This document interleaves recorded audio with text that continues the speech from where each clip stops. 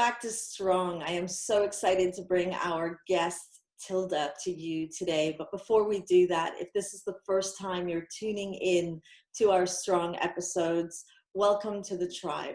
Strong is all about bringing communities of strong, real people who become the role models of our youth around the world. So today we talk to our guest, Tilda. Welcome, Tilda, to our platform. Hi, thank you. I'm so excited to have you here with us today. Tell everybody where you're calling in from. I'm calling you from the Netherlands. It's so exciting. I love it. I love it. And during this time of COVID-19, initially I was really concerned about Strong, and I was worried about how we would film. And what I'm really so ever grateful for is technology, because I feel like every week we are traveling around the world, and it's so exciting to be in the Netherlands with you today. Thank you for joining us. Thank you. Yeah. And today we're going to be talking to Tilda the woman, and we're also going to be talking to Tilda the author as well. And what's wonderful about today's episode for everybody watching is Tilda's going to share her life story, but she's also going to share her career journey. And her career journey has really merged up with her message. And I believe our messages in life are based on life experiences. And I'm living evidence of that as well. So Tilda, let's start right at the beginning. My favorite question is, who are you? Who is Tilda? Well, I'm Tilda. I am, first of all, a mom of two beautiful daughters, Livia, 6 years old, and Emmy, who's 2.5. I'm married to Tim, and he's a trauma surgeon, and we live near the hospital he works in, so he bikes to work every day. Yeah, I am a therapist and also an author. My book, This is Postpartum, is coming out in June. And I help women who are not feeling well after giving birth, also fathers, by the way. It's not only postpartum depression, but also like feeling the insecurities and the anxiety and, all the responsibilities you feel as a new mom. And I help new moms and dads to go through this and help them with all the mom struggles you can have. That's amazing how I love when I ask the question of who are we? We naturally talk about our roles and the things that we do in our life. If I were to unpeel all those things for you today, Tilda, who would you say you really are at the core? Very open, empathic, social. I have a big sense of humor. I think that's really important. Very creative. As you can see behind me, I made this wall myself. And yeah, I'm just really into traveling and cooking, fashion, all this stuff. And I don't have a lot of time for that. And especially now with the pandemic, I can't travel anywhere. But the longing for the next travel is always there. Thinking about that or bringing back memories from the traveling we did. So yeah. What's it like to be Tilda right now, a mom, a career woman, and also the wife to a frontline personnel, someone who's really at the forefront of what's going on right now? What's it like to be you? Well, it was really stressful, to be honest, because I was really scared my husband would get sick, and then we would get sick. And I have ulcerative colitis, which is similar to Crohn's disease, and I was very sick in November. So we were scared that if I would get it, that I would be really sick because of the coronavirus. So it was really stressful in the beginning. But here in the Netherlands, the numbers are declining now. So they're letting us go more outside now, and the kids are going back to school next week. So I think it's lightening up a little. So the stress is getting less and less.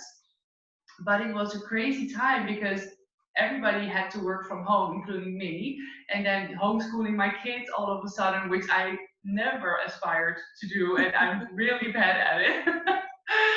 So yeah, and then my husband was never home, and of course you don't have any help. So it was a struggle for real. Yeah. Take us through a typical day for Tilda pre-COVID? If we were to follow you around on a typical day, what would that look like? Well, we would start with the morning chaos of breakfast, getting the kids dressed, and then nobody listens to mommy, of course, so I have to repeat everything 20 times.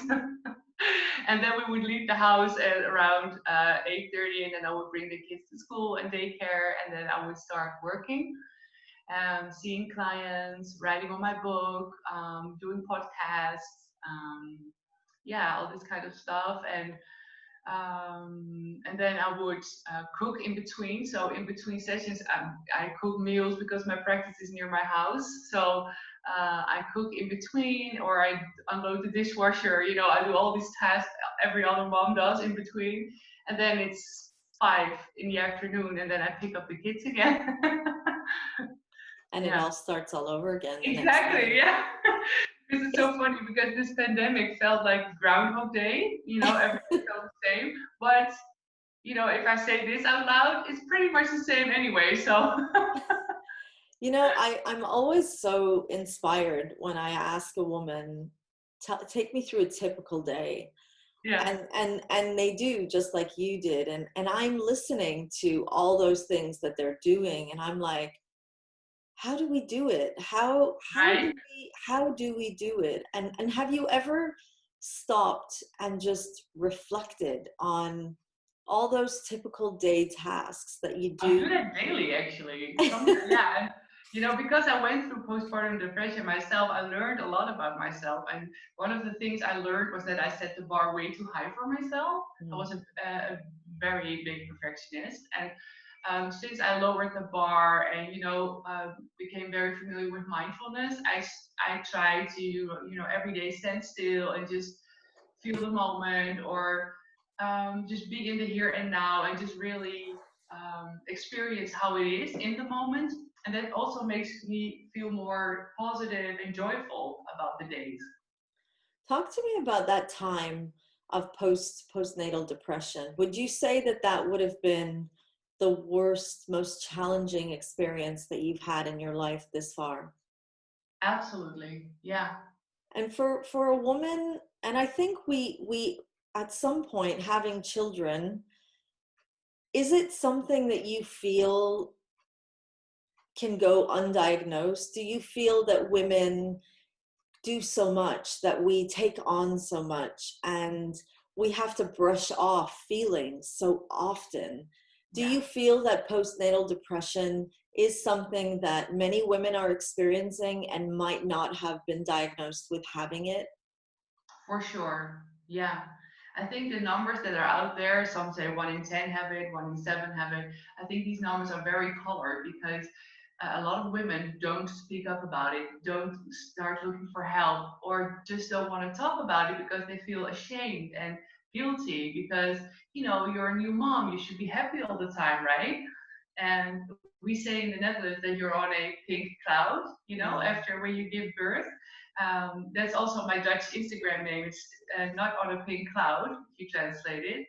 Yeah, because I don't know any mom who is on a pink cloud, you know, 24/7. It's just freaking hard, you know. It's just, you have the Yes. hormones, you don't sleep, you have these new responsibilities, and you have all these new things you have to learn about your baby, like how to feed him and how to bathe him and how to, you know, do all these things. And it's expected of you to do it, but a lot of women expect it to come really naturally to them, or that they could be perfect at it, which is never the case, because there's no such thing as a perfect mom, you know. There are a million ways of being a good mom, but there's no way that you're going to be a perfect mom. And that's something that a lot of women, you know, really find hard to digest.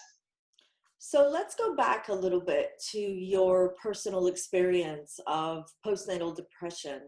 Talk to us about what that was, and how you knew what you were going through, if you did.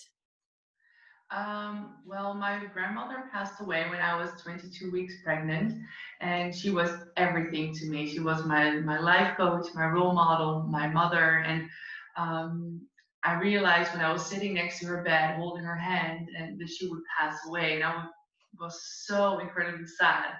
And then the day later, she actually did pass away. And I remember the grief and the hormones. It was brutal. And I reached out to my midwife and my doctor, like, is this going to affect me? Is this going to bring me into postpartum depression? And they just said, well, we don't know. We'll just have to see. And, that was it. So I just went on with the pregnancy, taking really good care of myself and, yeah, trying to go out every day, meet friends, or at least do a walk, keep myself up. But it was hard. And I think back then it was already like a mild depression. And then I had a really traumatic birth with Liv. And I realized that after she was being born, I was really happy that she was there, but I was also exhausted. And I remember just feeling like, oh, I need to, recover from this. I can't take care of a baby right now. I need to sleep, and I couldn't, of course, because I had a baby. So yeah, it was really clear to me very early on that I wasn't feeling well. Like I cried for hours on a daily basis, hours, and I couldn't explain why. So you were going through grief as well. It wasn't just postpartum depression, it was also grief as well, which grief on its own it's a roller coaster, isn't it? It's a roller coaster of emotions and confusion and anger and sadness, and it's a really difficult time to go through. So somebody watching this right now might be thinking, well, I didn't lose a relative. I'm not grieving. Why am I feeling this way? Right. So Yeah. what made you ask your doctor when your grandmother passed away, do you think that this could bring on postpartum? What made you think about that? Was it something that you had already experienced in the past, or was No. it something you read about? Yeah, I did read about it. That's true. But I also felt like because I was crying so much and feeling very down and also had anxiety and, all these mixtures. And I also had that amplified after giving birth to my oldest daughter. And that's what I also see in my practice a lot. Like if mothers are already like anxious or somber or maybe went through a burnout or anything else, and then they become a mom, it happens often for a second time. Oh, So you should really, like, if you're listening or watching this and you're not feeling well already during pregnancy, please reach out already to someone, a life coach or a therapist to talk to somebody about that, because it's important that somebody helps you go through all these feelings and all these negative thoughts. And it's important to process that and have the right tools on how to handle that. you know, it's so great that you say this because I remember going through my first pregnancy. I remember, the whole process of being pregnant, and it was about adapting to change too through that time. And I was this free, independent, career-driven young woman, suddenly going through these stages of my body changing and accepting that I had no control over the changes, and the idea that I should feel blessed that I was given this privilege of having a child. And then I remember delivering and having Danya and feeling these emotions of, like you said, everything seemed to be amplified, but yet no one to talk to about it. Who were your go-to people? Who were you able to speak to about what you were feeling? I know that you're a therapist, and that was probably your superpower, but I think No, I became sometimes, a therapist after my postpartum depression. oh, that's interesting. Yeah. So So I what, will, I will answer the first question and then also tell you yeah, about the rest. I talk to my husband a lot, but he's very down to earth. He's a scientist, so he would be very practical about the whole thing. And I was like, he would ask me questions like, "But how can I help?" or "Why are you crying?" And I was like, "I don't know why I'm crying. I'm just crying all the time." And I talked to like a couple of friends about it. And then my best friend at some point said to me like, "Hey, Till, I think there's something wrong. I think you should really see a doctor or something because I don't recognize you in this way. Your behavior and how you are right now." And I remember like breaking down on the phone with her and telling her like, "Yeah, you're right. Like I am not okay." And I'm so scared that something will happen to my baby. I had so much anxiety, and yeah, it's because of her that I could really admit that I needed help. And then I went to a therapist, and she really helped me get through the PPD situation. Do you feel that it's something that we should wait to figure out, or do you feel after going through it, do you wish that somebody would have given you the warning signs of what to expect and how Yeah, to handle it? yeah, for sure. In the Netherlands, we have maternity nurses. They come to your house for a week and they help you to, learn how to take care of your baby and with breastfeeding and bathing and everything that goes on. They are wonderful women who help you through the most difficult and complicated week of your life, really. Mm. And I also train maternity nurses now to recognize the early signals of PPD because they see the moms in the first week of motherhood. So they are the perfect people to, start seeing the signals and the symptoms and like asking for help for this mom.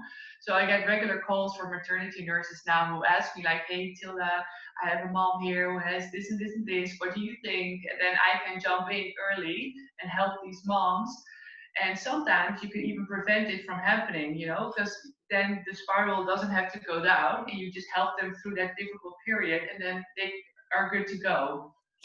And how long into the experience do you start to feel those symptoms? So I know somebody watching is going to be saying, like, does it happen instantly? Does it happen a week later, a month later? Like, when do these feelings of postpartum, or when did they kick in for you? Yeah, I think it's for every mom, it's different. It's not for every mom, it's not just the same thing. But with me, it was like right away because I remember being in the hospital and I had to share my room with another mom and a newborn, and she was just, holding her baby all the time and cocooning, and I was like, oh, please sleep in your own bed. I need to recover from this. So reflecting on that, I think I was already in there, I was already not feeling well. I mean, I'm just listening to you and what you're saying, and I'm just feeling for women experiencing not just postpartum, but any type of depression and feeling that they're not doing it right, and being told there's something wrong with you. It still doesn't land well with me, and I feel like there's nothing wrong with women who go No, through these experiences. Like you said, it's a hormonal change that your body is going through, and it's all those natural concerns and worries that you have going through a new experience. What would you say in your experience, Tilda, of going through that were the key learnings for you, and something that you wish, if you could go back to before the experience, that you could have prepared yourself for? I would go back and tell the old Tilda like, you don't need to be the perfect mom, you can lower the bar and please be a little kind to yourself. Because all new moms struggle, in one way or another. And it's so important that we give ourselves grace and give ourselves, self-love and self-acceptance, because that makes that whole process of becoming a new mom so much easier. I love how you said, lower the bar a little bit. You don't have to be perfect. And I feel that we do as women. And I always think, where did we learn this idea that we Yeah. have to be perfect? And where were we told that the bar had to be so high? And Tilda, I think I reflect on myself as well. These past 7 months have been something of a kind of like watching my life in retrospect. Yeah. And I think sometimes having daughters, I know that I'm guilty of showing my daughters, you can do this and you can do this. And Mhm. even the platform for strong and saying, I want to bring more women up. I want to raise more women. I want to raise profile. But at the same time, I wonder if I'm raising the bar so high for myself and showing them that, look, this is the standard. And I wonder, what about for you? Do you feel that you're even unconsciously, by telling yourself you don't have to be so perfect, but you've written a book, you're a therapist, you're a mom, you're doing all those other things that, like you said, moms do. We cook, we clean, we take care of our children, you're homeschooling, that unconsciously, even though you're telling yourself consciously, Tilda, don't be perfect, you don't have to be. Tilda, bring the bar down, but you're still raising it and raising it and raising it. Do you feel that you're guilty of that still now today? No, I don't think so, because I also am really honest, for example, on my Instagram about how I struggle with motherhood. So I have like this a section in my stories about keeping it real. You see how my kids make my life crazy and how I sometimes fail. So yeah, so I show them like, I'm a therapist, but I'm also just a mom, struggling like any other mom. And besides that, I also like my oldest daughter is tested as gifted and is now going to a new school, and she's very critical on herself. And I always tell her like, listen, sweetie, you don't have to be perfect. Good is good enough. And then she's like, no, I need to be perfect. I said, no, you don't. Look at me. And then I tell her that, for example, that I didn't know how to write books, and that I, got rejected 60 times, which is actually true. And that I just kept going and kept learning and got better, and that nobody needs to be perfect. So, no, I don't think I do. That's so great. I'm so happy to hear that. I think I'm still struggling with it. I still catch myself trying to be perfect. You do? I do. I really That's do. why. I ask myself that every day, and I think, why do you have to be perfect? And Yeah, I think I'm trying to be, Brene Brown calls it perfectly imperfect, but I yeah. still feel that I'm trying to be perfect, even though I know that I'm not perfect. And by being perfect, I don't call it perfection. I call it the quality of things that I do. I, Okay. Yeah, I get that. I get that. Yeah. and I think we call it different things, but I still do. I look out at women around me. I look out at women who are striving to do the next thing. There's an element of, we have to get it right. It's kind of like, I feel it's an unspoken agreement between women. When we talk about feminism, when we talk about equality for women, when we talk about bringing opportunities in for young girls to appreciate, the women before them, where they've brought them, and where they are today. And I do see that, although we're telling young girls and we're telling boys, just, it's okay to be, you don't have to be perfect. I still do feel, though, Tilda, that underneath it all, there's still the expectation of, well, being good is just not good enough if you want to compete with the rest of the world. We see it at schools. We see it with getting into university. We see it with getting the job. We see it with anything that we do. Although we're now becoming a culture of, let's just accept that we're not perfect. And I see it with myself, that there's still an underlying, well, I can't show them I'm not perfect.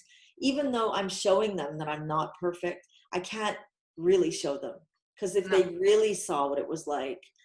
Do you feel that in your life that you're raising daughters, right? So Yeah. you've got daughters, and you're teaching them that, look, this is me, this is mom. But at the same time, you're also teaching them that being a career woman, being a mom, being a wife, you're an entrepreneur, you've jumped into new waters, you're an author, Oh, that yeah. that is the norm of being a woman today. Do you Yeah. feel that you're teaching them that that is the norm, that is what's normal I get what you're saying. Yeah. And I think also like the pressure of social media on top of all of that is really hard for young women right now. now? Mm.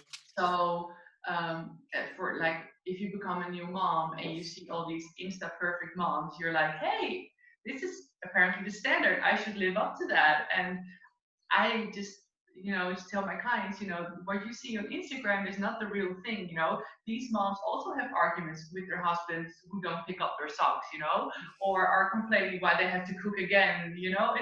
It's everywhere it's the same, but they don't show you that on their Instagram page. Yeah.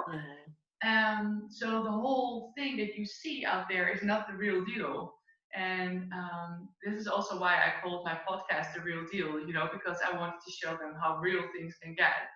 And I think when it comes to my daughters, I know when they look at me, they see, mommy's working and she has a career, but I'm also home a lot. I am home with them for the biggest part of the week, actually. And I don't know if I can, keep that up, doing all this work in these few days, but I will try as long as I can. And if I can't, I will, explain to them why.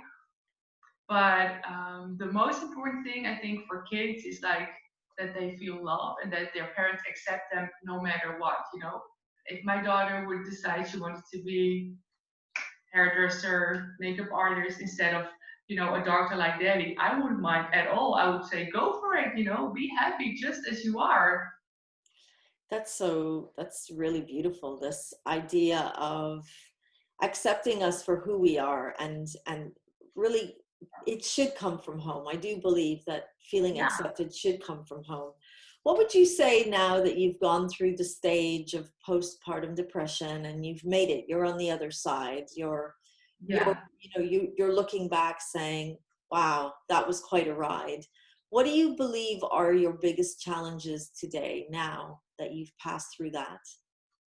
I think how we call it in the Netherlands, to keep all the balls high in the air, like Mm. juggling. I think that's the most difficult part because when I'm home, I'm also still working a lot in between, and I can tell that my girls don't like it when I'm on my phone, obviously. So I find that really hard. And then at the same time, now I am doing this interview with you, but I can hear my daughters yell from two rooms, and I'm like, I have to focus on this. So keeping these two worlds separate is hard. That's a struggle for So real. hard. It's so hard. Like, let's digest that for a minute. It is so hard. And we make it look seamless, don't we? We Yeah. so to Well, women not me. watching. I completely admit that I fail at it sometimes. So yeah, yeah. But I get what you're saying. It's But so we do. We to the outside world, we see it looks seamless. Like, how does she do it? Like, if she can do it, I should be able to do it. So right. Yeah, yeah, yeah, yeah. how do That's how do you overcome it? How do you manage to merge the two worlds together and keep them apart? How do you manage to, do it all and do it imperfectly, but perfectly imperfect, as Brene would say? yeah. I think I'm doing it by starting over every day. Every day is a new start, and then I tell myself, we'll see what comes, and if I can do it, I can do it, and if I fail, that's okay. I will start over again. I refuse to go back to that time in my life where I was so perfectionistic about everything I did. I don't want to go back there ever again. So I rather fail and then just say, okay, I failed. I don't like it, but it happened, and then just move on with my day.